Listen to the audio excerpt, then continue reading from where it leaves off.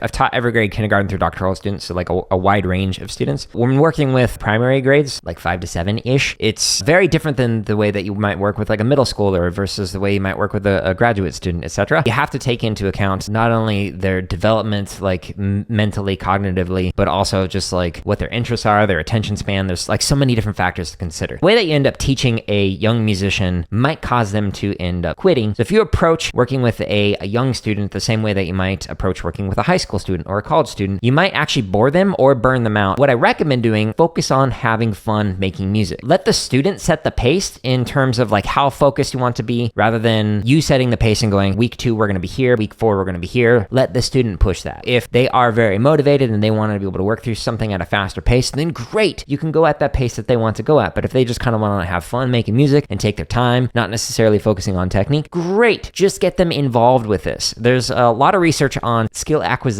and expertise development over an extended period of time. Early educators got students motivated and interested in wanting to learn more. They didn't burn them out right away by focusing on little nuances and details. They instead just made it fun. One of the ways that you can actually do this with younger percussionists is you can focus on songs that they enjoy and simplify it in a way that makes it so that they can have near immediate results. Keep it simple and slowly expand over time, but again, go at the pace that they are comfortable going at. Another way that you can do this is actually turn it into a game. Put on music or put on a metronome, and then their turn, and then their turn, and then they'll play that. So you just like are basically trading fours, and you can call something like repeat after me, and then flip it so that the student is the one who comes up with the phrase for 4 beats, and then you're the one who repeats after them. So it will likely get pretty goofy pretty fast with the things that they're doing, and that's totally okay. You have to approach teaching context differently. So if I'm teaching somebody who is forced to be in a class versus somebody who is paying to be in a class, that is night and day different in terms of their level of buy-in of just coming into the experience. So the way I would teach those students are 2 completely different approaches, and same thing for taking into account like their development abilities, because some students are able to focus more and some students are able to focus significantly less. That is very correlated with age. So younger students tend to have less focus and be less interested in getting into the nitty-gritty of the stuff that I might nerd out on, like with technique, and that's just normal. So expect that. But everybody's different. So some students are like more interested in technique at younger ages and vice versa. Before I get to the next tip, I just want to say really quickly that you can find literally thousands of hours of free drumming play-alongs and drumming tips in the link at the top of the description or by going into my home tab of YouTube. One of the problems with the way that a lot of drummers talk about things is like they'll use like metaphors or analogies or like little stories to like help you understand a concept. This can create some confusion with some beginner players because they just don't understand, okay, well, exactly mechanically what am I supposed to do to make this snare drum part sound like wind blowing through bamboo? I don't know. One of the things that I recommend if you want to work on like your overall volume to make it so that you can get more sound out of like an accent or out of your taps, etc., go to the timing transitions exercises here underneath the technique exercises. Towards the top, there's an exercise called rebound. This exercise is very simple. All it's doing is just speeding up to 16th notes and then slowing back down to quarter notes. While you're doing this though, you're working on a velocity stroke, which means that you are going to start at whatever height you're going to start at and get the bead of the stick to go into the head as quickly as possible and rebound as fast as possible. Hence the reason why this is called rebound. So when you're playing this, without squeezing your hands, without making it so that you're playing tense, you're just simply going to move your hands as fast as possible so that you get out of the way after you basically throw the bead of the stick into here. This exercise is great for working on that. You can do this with any height that you're working on this. So when I was previously teaching a drumline, we would play this not only at full height, where we'd be working on this on the right hand as double stops on the left hand, etc. Not with this technique, I'm just over exaggerating, just for funsies. But when we do this, we'd also play it at low heights to work on our taps. So we would try and go from a low height and again, throw it into the head as fast as possible and let it rebound without squeezing the stick. So mechanically, this is how you can work on very fast velocity strokes so that you are playing with a full sound on your taps.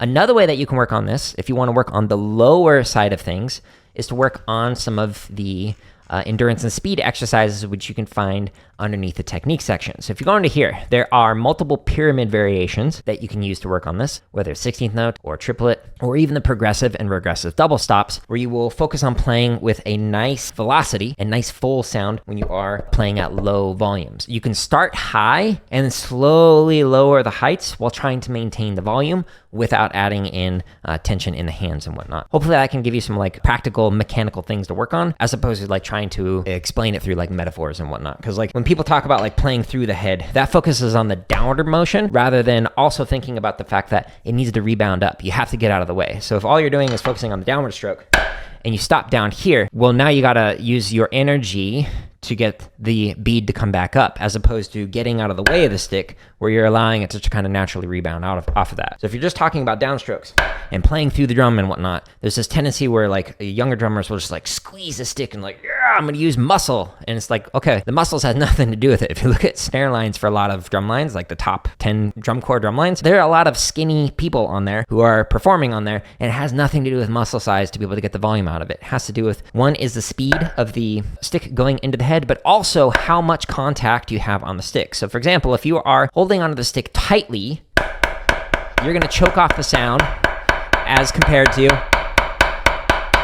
if you move faster and relax your hands. So if you can focus on that, then you can get some fuller sound qualities out of there. It's amazing how bad school is until you get to like the very top. It wasn't until my master's when they're like, what do you want to learn? And then like for my doctorate, they're like, what do you want to become the world expert in? And I wish that that had been asked in like elementary school. Like, what do you want to learn? As opposed to here's all this stuff that like I don't care about, that has had zero impact on my life. Like the fact that I had 11 or 12 years of like math, and in my doctorate, like I used like none of that, like ever.